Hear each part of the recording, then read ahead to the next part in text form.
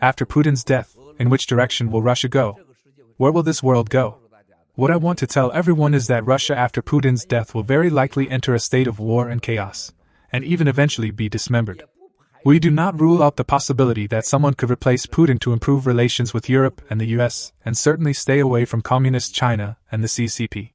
But regardless of which of these two scenarios occurs, whether it's a new representative who is pro-Europe and pro-America, or a complete financial and territorial dissolution, both will be a huge disaster for the Chinese people. Because everything about Russia will affect China internally and the safety and well-being of the Chinese people.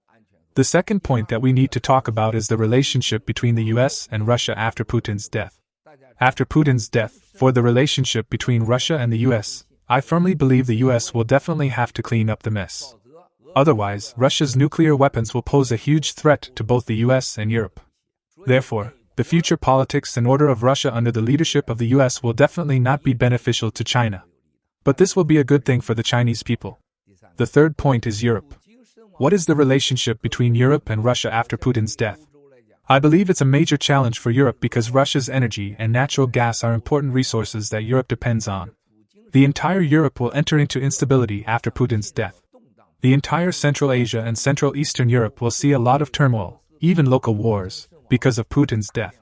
For the entire European Union, it will be good economically in the long run, but in the short term, it will have huge fluctuations and uncertainties. This can be frightening, especially having refugees from Russia. The fourth point is that after Putin's death, who will China ally with? Will China cooperate with the new Russian regime under the future leadership of the US and Europe? Will they cooperate with China? Will the new regime accept Xi Jinping's past relationship with Putin? If China is in a state of war, what can China do? You can't do much, right?